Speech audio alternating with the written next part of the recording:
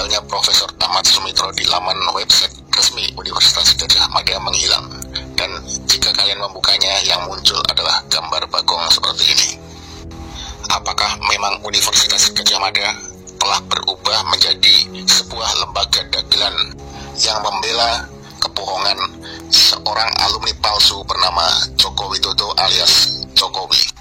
Setelah UGM melakukan ralat redaksi yang dilakukan 13 tahun setelah pemberitaan tentang meninggalnya Profesor Ahmad Sumitro yang merupakan salah satu dekan di Fakultas Kehutanan UGM yang paling memiliki prestasi luar biasa dengan menorehkan sejarah bahwa beliau adalah satu-satunya dekan yang pernah menjabat selama 3 periode berturut-turut sejak tahun 1977 sampai dengan 1988. Selain itu, beliau juga merupakan dekan yang paling lama menjabat di Fakultas Kehutanan UGM, dikarenakan setelah 3 periode berturut-turut, beliau masih memegang jabatan setelah 3 tahun berikutnya terpilih kembali menjadi dekan Fakultas Kehutanan pada tahun 1989 sampai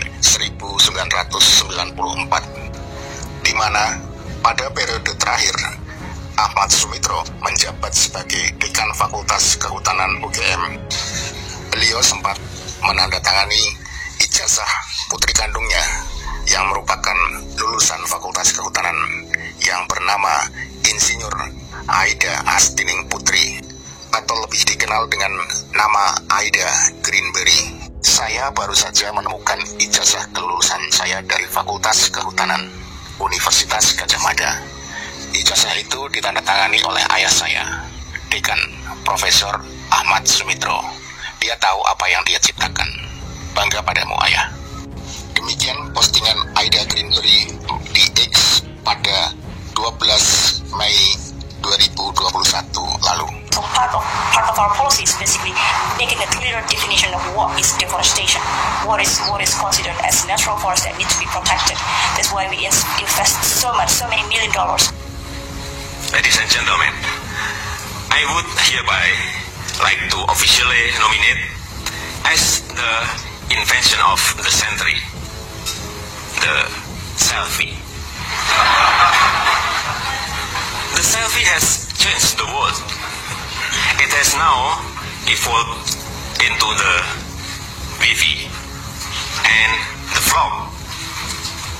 Here is a park in Indonesia, this in Kalibiru near Yogyakarta in Indonesia, where people are waiting in line for hours.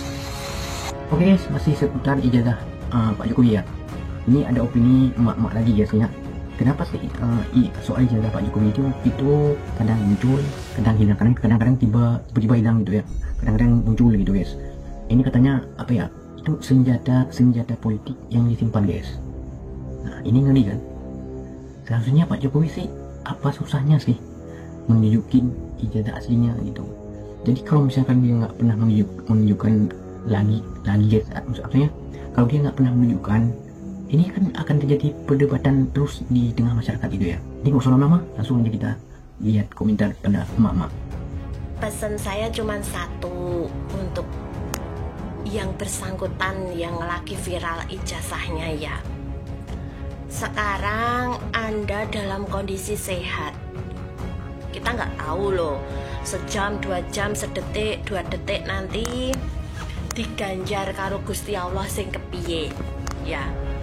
Yang kita takutkan, kalau kita punya istilahnya sesuatu hal yang membuat pemberat dosa kita, itu menjadikan kita kalau meninggal itu susah dan mendapat ganjaran yang sangat pedih, yang sangat sakit saka Gusti Allah.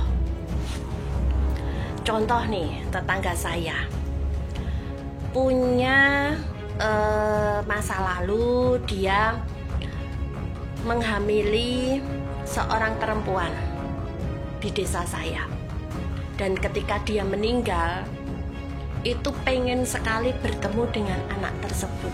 Ya bikin kaget, sama satu kampung ya, ternyata oh itu anak bapak A, seperti itu.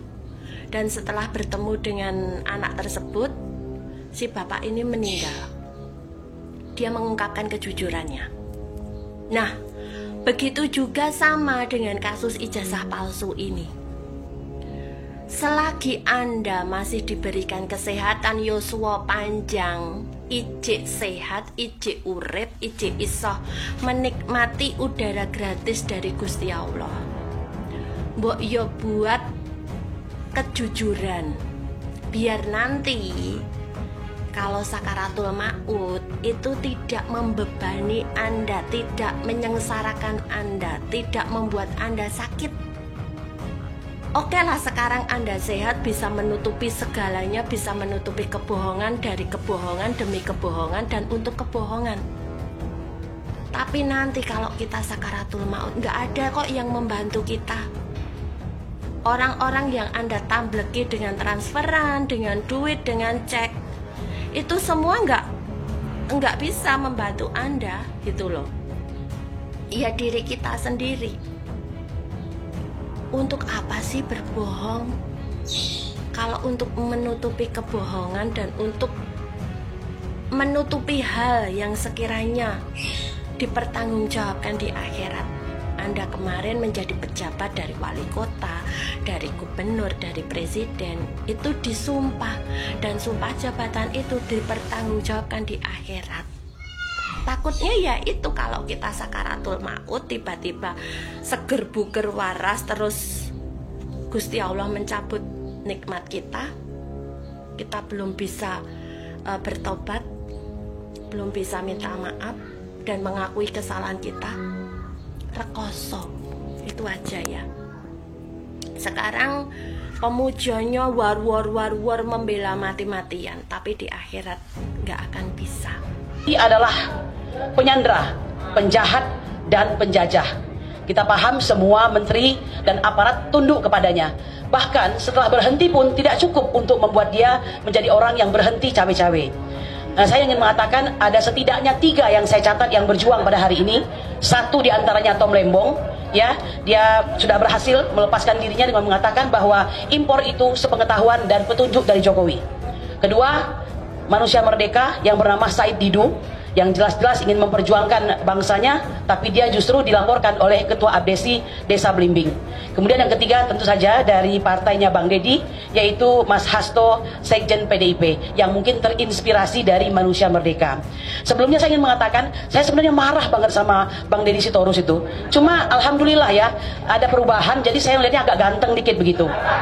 Nah, cuma saya ingin menyampaikan begini Bang Deddy, untuk bisa melebur sebagai bangsa, bagi kami, siapapun musuh Mulyono itu, siapapun juga yang memusuhi Mulyono adalah kawan kami, ya.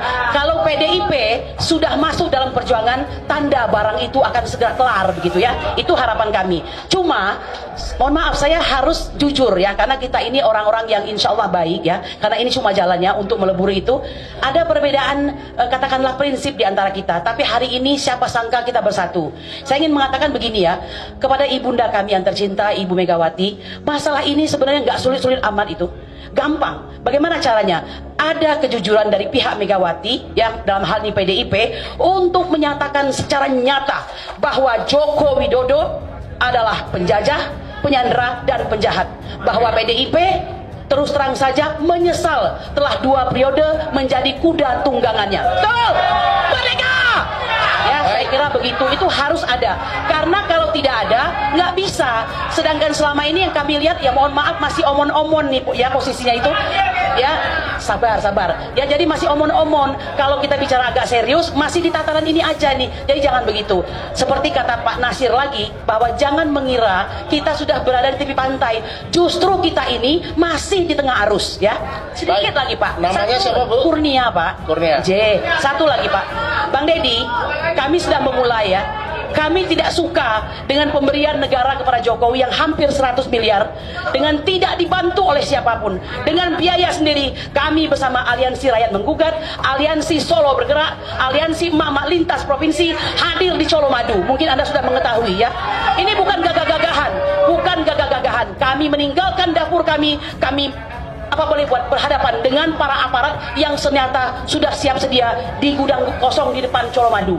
Ya, sudah kami buktikan. Jadi apa yang kami sampaikan ini keresahan hati kami. Menurut kami bisa diatasi asal PDIP jujur maju paling depan untuk menyatakan Jokowi adalah orang yang sudah. Nah, berani apa enggak? Saya kira gitu aja ya. Pak, tambahan Pak.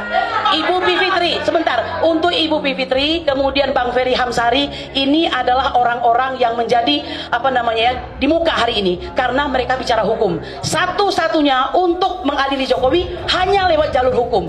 Jokowi yang sudah kami lakukan adalah mengenai pemalsuan dokumen, kemudian pemalsuan informasi dalam akta autentik pasal 263 dan 266. Lalu bagaimana dengan si Fufafa ini, si anak tengil ini? Banyak Pak, penodaan agama, kemudian pornografi, ya, dan yang ketiga perbuatan tidak menyenangkan dan sebagainya. Banyak pintu masuknya. Kami menunggu Bang Ferry Hamsari, Ibu Bivitri Susanti, Bang Refli Harun ada nggak ya?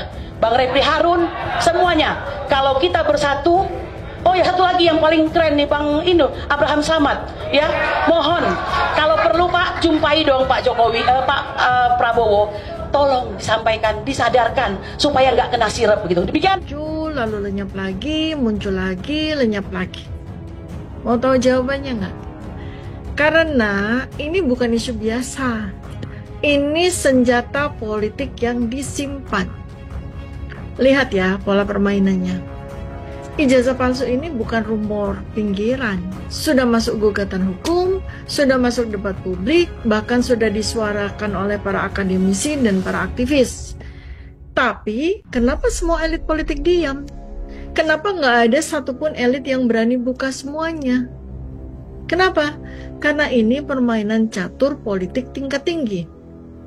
Isu ini bukan untuk hari ini, tapi disiapkan sebagai senjata tunda. Kalau Presiden Prabowo menang dan Jokowi tidak tunduk, tetap cawe-cawe dalam pemerintahan, tetap menggalang kekuasaan, atau diam-diam sedang bermanuver untuk Gibran, maka satu kartu ini bisa jadi alat tawar. Dan jika Jokowi terlalu ikut campur, game over. Soal ijazah akan dibuka terang benderang. Sahabat detektif semuanya, ini bukan teori konspirasi. Ini strategi tekanan elit terhadap elit. Di dunia kekuasaan, yang nggak punya senjata akan jadi pion aja. Sekarang, saya jelaskan bagaimana kaitan ramainya isu ijazah palsu Jokowi ini dengan permainan strategi politik paling canggih di Indonesia saat ini. Jika kita menghubungkan isu ijazah palsu Jokowi dengan permainan strategi politik paling canggih di Indonesia saat ini, maka kita bisa melihatnya sebagai sebuah senjata politik tersembunyi yang bisa digunakan dalam momen tertentu yang paling tepat. Mari kita bedah kemungkinan ini lebih dalam. Isu ijazah palsu sebagai senjata tunda. Ini bukan isu baru kan, udah 10 tahun, tapi mengapa sekarang kembali menguat? Pada heran kan? Ini bisa jadi tanda bahwa ada pihak yang sengaja membiarkan isu ini hidup di bawah radar sebagai senjata politik yang bisa digunakan ketika diperlukan. Jika isu ini terbukti secara hukum, maka Jokowi bisa didelegitimasi yang berdampak besar pada warisan politiknya, termasuk posisi Gibran sebagai wapres. Siapa yang paling diuntungkan jika Jokowi didelegitimasi? Jawabannya, Presiden Prabowo. Presiden Prabowo bisa menggunakan isu ini untuk menekan Jokowi dan Luhut. Jika Presiden Prabowo merasa ada upaya untuk menyingkirkannya, menggantinya dengan Gibran, maka beliau bisa membiarkan isu ini berkembang sebagai alat tawar politik. Jokowi dan Luhut akan merasa tertekan karena jika isu ini semakin besar, maka bisa membuka pintu bagi investigasi lebih lanjut tentang keabsahan kepemimpinan Jokowi. Bisa digunakan untuk melemahkan posisi Gibran, karena jika Jokowi didelegitimasi, maka posisi Gibran sebagai wapres bisa ikut terancam. Ribut mulu soal ijazah Jokowi. Mau rektor yang bicara, mau media yang bicara, mau kawan kuliah yang bicara, bodo amat. Yang pentingnya kita masyarakat yang tidak suka rekayasa, yang tidak suka hoak, kita maukan fakta, kita maukan kebenaran. Selama Jokowi tidak mau menunjukkan ijazah aslinya di pengadilan di saat dituntut oleh para penuntut, oleh masyarakat, selama itu masyarakat tidak akan percaya, kecuali kalian-kalian yang suka rekayasa, kalian-kalian yang suka bikin drama. Gak susah kok nunjukin ijazah asli. Apa sih susahnya nunjukin ijazah asli? Kita mau melamar pekerjaan di mana-mana suruh nunjukin ijazah asli juga nggak masalah, walaupun presiden menunjukkan ijazah aslinya lebih baik karena masyarakat jadi percaya bahwa presiden kita punya ijazah asli. Lulusan dari mana, kita paham dari mana asalnya ijazah itu. Apa sih susahnya? Apalagi mereka menuntutnya secara hukum. Jadi kalau misalnya secara hukum bisa dengan mudahnya menunjukkan keaslian ijazah itu di depan pengadilan, dan mudah kok. Berat sekali sih masalah ini, bertahun-tahun, berpuluh-puluh tahun, sampai yang melaporkan dipenjarakan berkali-kali. Tapi kenapa Jokowi tidak mau menunjukkan ijazah aslinya? Apa permasalahannya? Kalau memang punya, nggak akan menjadi masalah ijazahnya ditunjukin. Apa sih permasalahannya kalau menunjukin ijazah asli barang 5 menit atau 10 menit di mahkamah atau di pengadilan? Kalau memang punya, tunjukkan yang aslinya secara fisik agar tidak menjadi perdebatan di tengah-tengah masyarakat, agar masyarakat percaya bahwa mantan Presiden kita Republik Indonesia Joko Widodo mempunyai ijazah asli. Nggak ada yang sulit kok. Kalian mau teriak-teriak hoak, kita termakan hoak, rekayasa dan lain sebagainya, selama Jokowi belum menunjuk ijazah aslinya, selama itu perdebatan akan terus terjadi dan masyarakat tidak akan percaya kalau ijazah itu sah atau tidak sahnya kalau Jokowi tidak mau menunjukkan ijazah aslinya. Gitu aja kok, repot amat sih kalian.